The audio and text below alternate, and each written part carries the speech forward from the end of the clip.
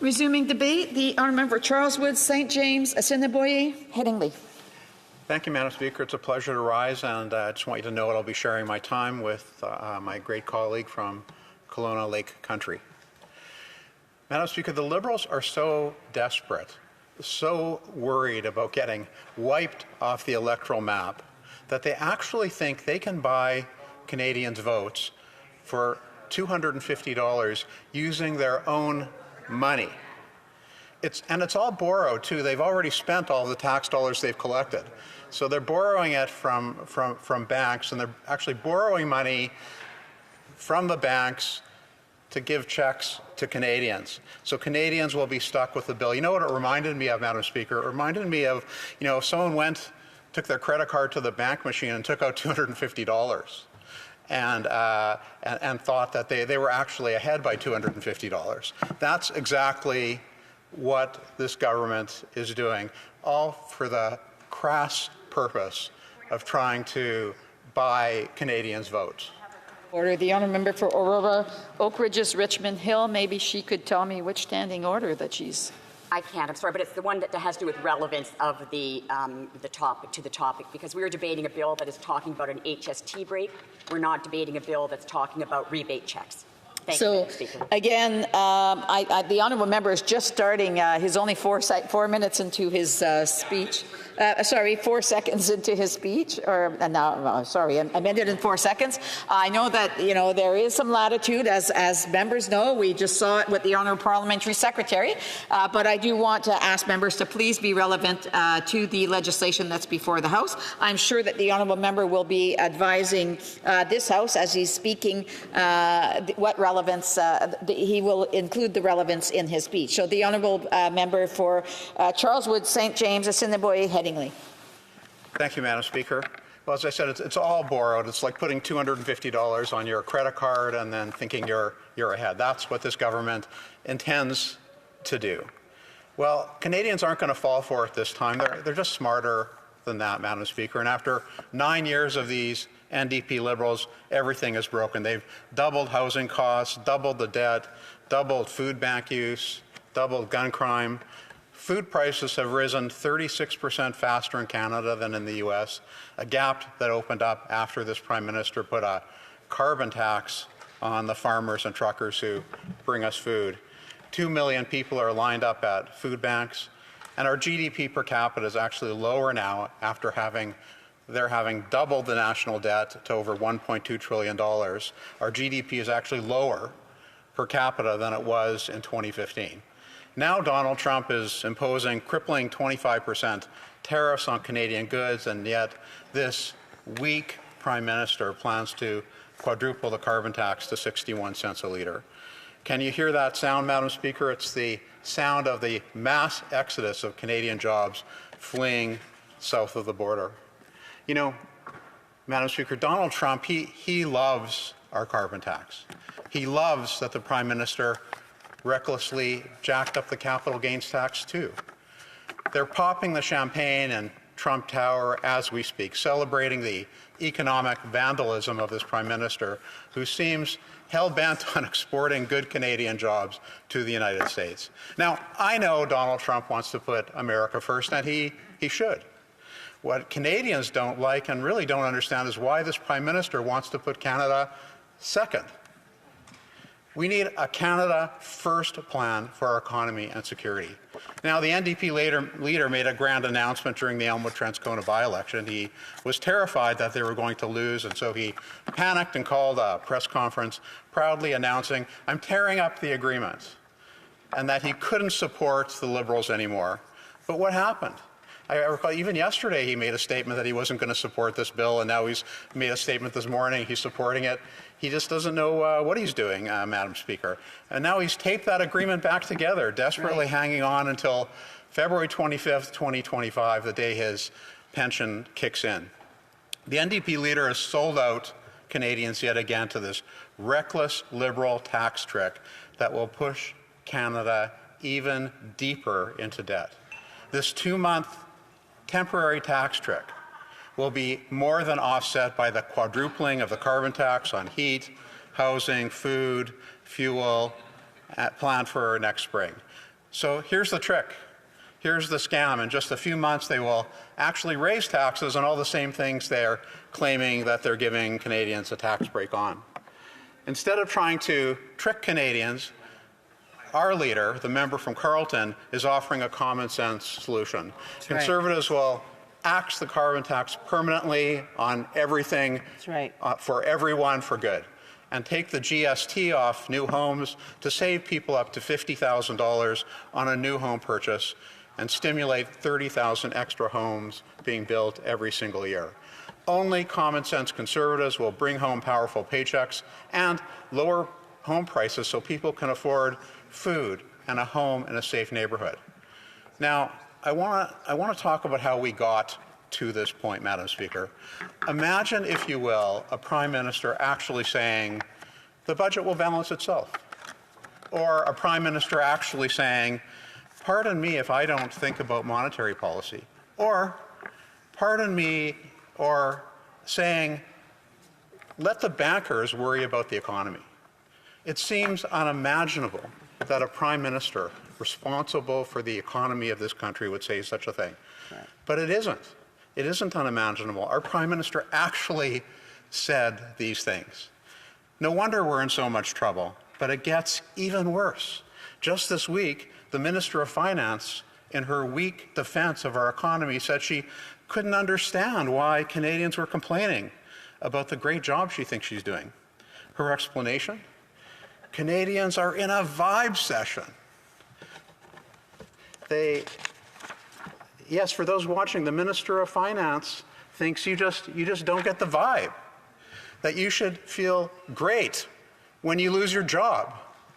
That you should feel great when you can't afford groceries in the grocery store. That you should feel great about not being able to heat your home, about gassing up your car, paying your rent, or your mortgage. That's what she thinks. She thinks you just don't get the vibe, Madam Speaker. She doesn't get it.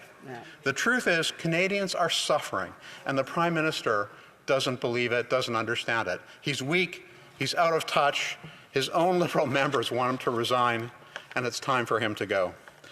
The quadrupling of the carbon tax to 61 cents a litre will stop our trucks from delivering parts to factories, clothing to stores, and food to grocery shelves.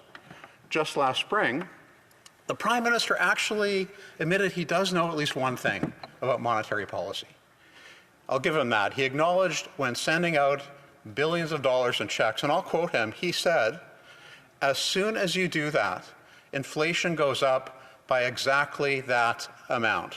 Those were his words. By his own words, the planned $4.6 billion spend for $250 checks, he's committing economic malpractice. This will cause inflation. It will force the Bank of Canada to keep interest rates higher for longer. Now, Liberals like to say most Canadian families get back more than they pay in the carbon tax. They completely ignore the findings of the parliamentary budget officer, who has said many times that when you take into account the economic knock-on effects of the carbon tax, that 100% of middle-class Canadians pay more than they receive in the rebates. On top of this, the inflationary effects of the tax means that families will have to spend $700 more on food this year than they did in 2023. Since 2015, when the Prime Minister came to power, by the way, the price of food has increased by 35%. The price of gas is up nearly 50%. Rent up 33%. Mortgage interest up 73%. You know, Canadians deserve tax relief before Donald Trump made his "I love tariffs" comment. He's been elected for 3 weeks, and the Prime Minister did nothing at all to head this off. This killer tariff will devastate our economy when we have a weak Prime Minister who is panicking because he doesn't know what to do about it. Well, there is a leader who can stand up to Donald Trump and put Canadians first. The member for Carleton can't become Prime Minister soon enough. Now, let's talk about small businesses. And I mentioned this earlier in my question to the member for Winnipeg North. The CFIB just released a statement today saying that a majority of small businesses in this country oppose this policy. Only 4% of small businesses actually believe their sales will improve.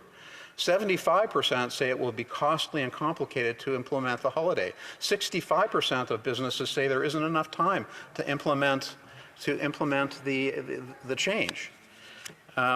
So, you know, this is a group that represents small businesses in Canada. You know, we also had, they jacked up the capital gains tax. Economists like Jack Mintz say this will hurt way more people than just the 0.13 and blow a $90 billion hole in our GDP, costing 400,000 jobs. And of course, there's the so-called luxury tax. We had the head of the Canadian Aircraft Manufacturers Association at Finance Committee a couple weeks ago. He said this has cost $1.8 billion in sales to the aircraft industry, $90 million in GST revenue, and the government has only collected $15 million in the luxury tax when it cost them $19 million to actually administer the tax. Leave it to the Liberals to create a tax and lose money doing it. The bottom line, Madam Speaker, is that this country needs a Prime Minister who understands economic issues. And it's enough. Enough is enough. It's time for a Prime Minister who, as Wilfrid Laurier said, will put Canada first, Canada last, and Canada always.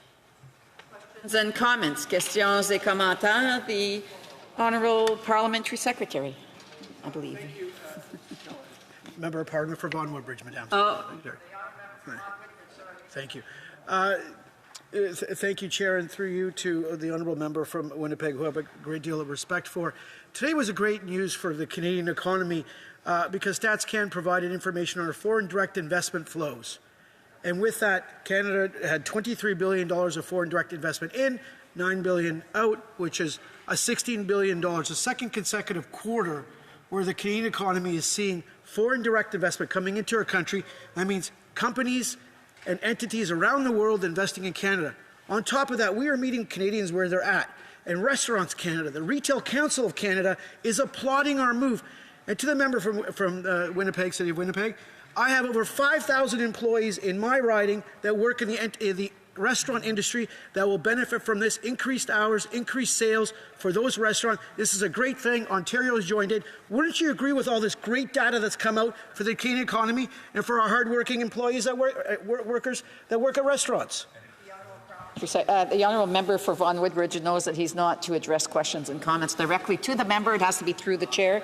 The Honourable Member for Charleswood, St. James, Assiniboia, Headingley. That's what we get from these Liberals, Madam Speaker. They know this policy is a flop. They're just trying to put lipstick on a pig. Yeah. That's the reality, Madam Speaker. This policy is a flop. Canadians know it's a flop. They can't be bought with their own money. And small businesses hate it. Hundreds of thousands of businesses responded to the CFIB survey. Only 4% of those businesses actually like the tax. So I think that's the answer to that member's question. Yeah. And comments, questions et commentaires. The Honourable Member, l'Honourable Député de Abitibi. The Honourable Member. Thank you, Madam Speaker. What would the Conservatives' plan to help families and with the cost of living? Charleswood, St. James, Assiniboia, Headingley. I'm not sure I got the whole question. I think it was all I heard was the Conservatives' plan to help families. And I would just respond to her. I'm sure maybe she missed this talking point in the House. I know we haven't been saying it very often, but I'll just repeat it for her so she has the information firsthand from me. We're going to axe the tax, build the homes, fix the budget, and stop the crime. Well done, Mark. Questions and comments? The Honourable for Winnipeg North. Winnipeg Centre, sorry.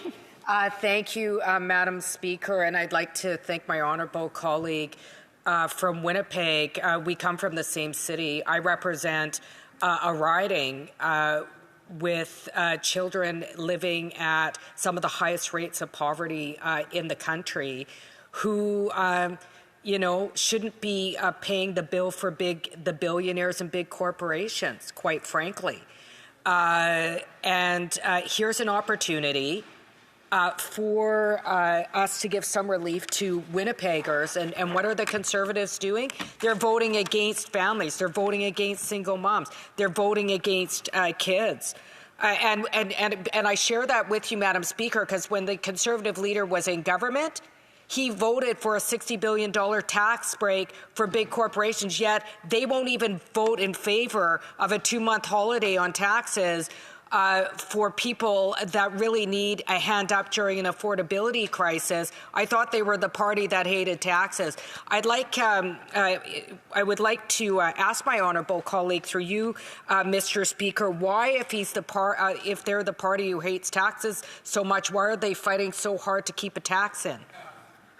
The honourable member for Charleswood, St. James, Assiniboia, Headingley.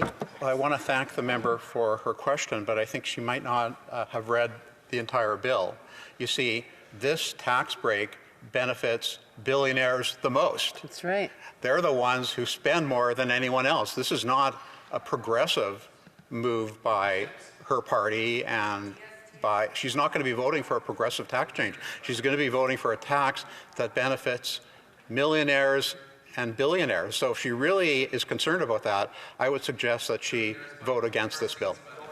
Well, yeah, I know that the discussion today is very interesting, and I would ask members to please, jot down their thoughts and their questions, because I'm hearing them when they're not supposed to be speaking. And I just want to say there's going to be lots of time for people to participate.